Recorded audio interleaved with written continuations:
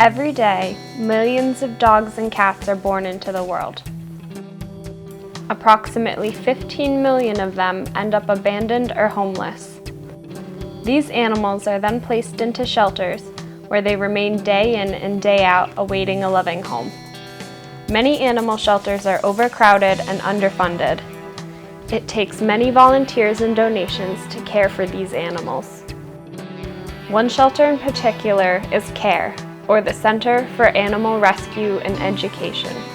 CARE is a nonprofit organization solely dedicated to rescuing and reducing the number of homeless and neglected animals.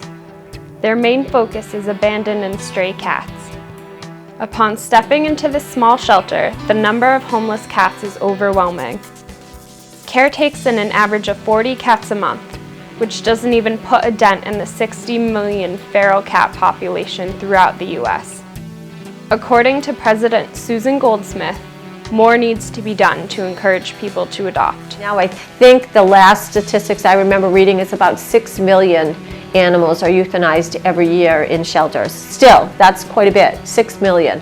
And there's really no need for that as long as there are friendly, adoptable, healthy animals available for people nice pets. There is no reason to purchase an animal.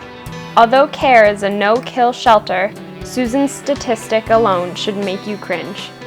It is true that of the 8 million animals placed into shelters, about 6 million are euthanized.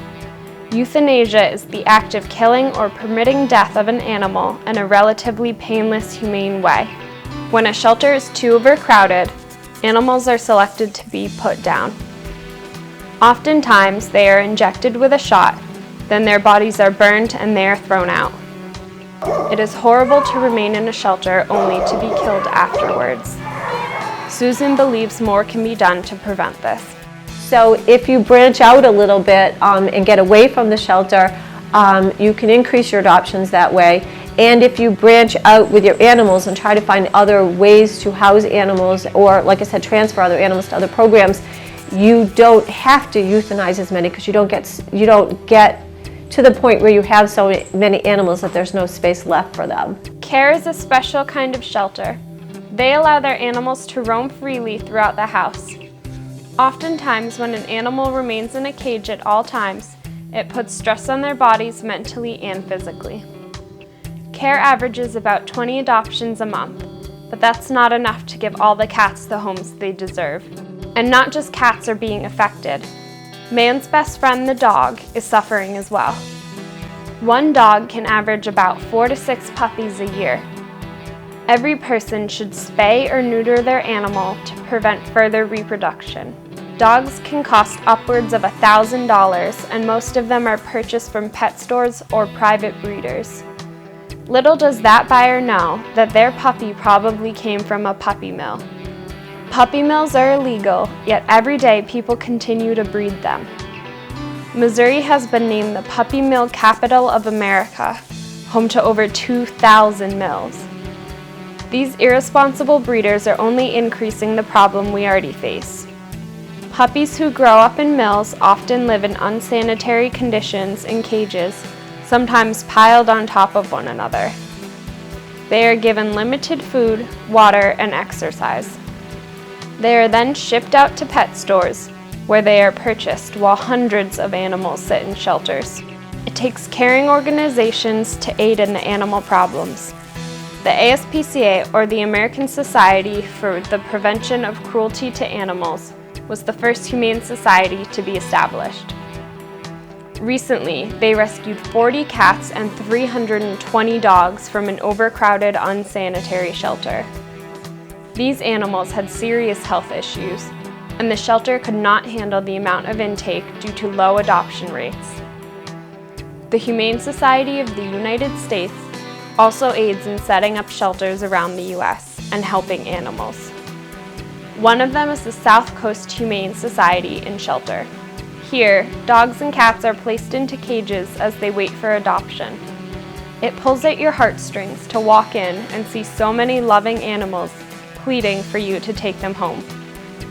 Julie Worm, a caretaker at South Coast, agrees the pet population is a problem. We have a really big pet overpopulation problem right now as far as especially stray cats, where there's just animals running around in the streets. It's not so bad up here in New England, but I know in warmer parts of the country down south, there are just way too many feral and stray animals running around that don't have homes.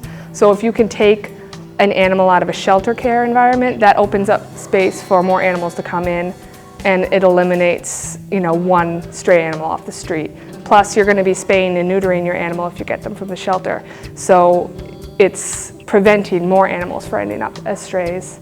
Unlike other shelters, South Coast puts in consideration before choosing to euthanize. Definitely classify our shelter as a low-kill shelter.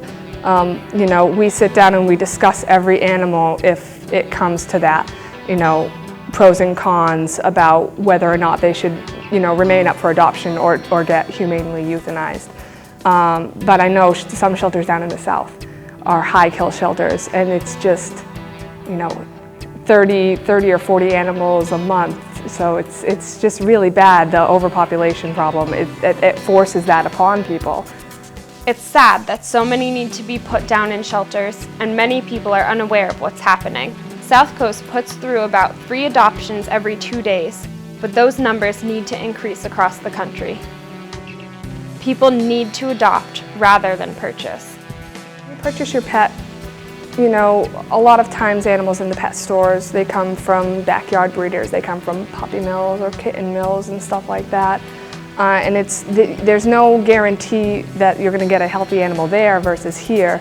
So if you're going to get an animal, you might as well take it in from an organization that you know is going to help out animals in the future.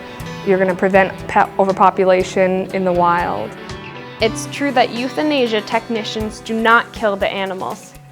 The irresponsible breeders do. There are many ways you can help. Adopt a pet instead of purchasing one. Spay or neuter your animal to prevent further reproduction. Make a donation to your local animal shelter. And take a long look before deciding to own a pet before taking on the responsibility. Taking on an animal is a full-time commitment, and choosing to abandon your pet isn't an option. Every person can do a little bit to help the pet population. Going back to Susan Goldsmith, she offers some insight. I guess, is the bottle half full or half empty? You have to feel good about what you've done, not what you can't do. Because there's never going to be enough homes, at least not in my lifetime. There'll never be enough homes for all the homeless animals.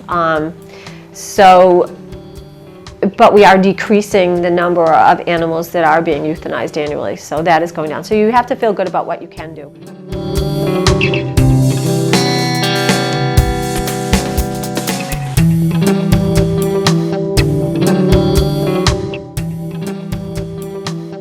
Pause. Please adopt.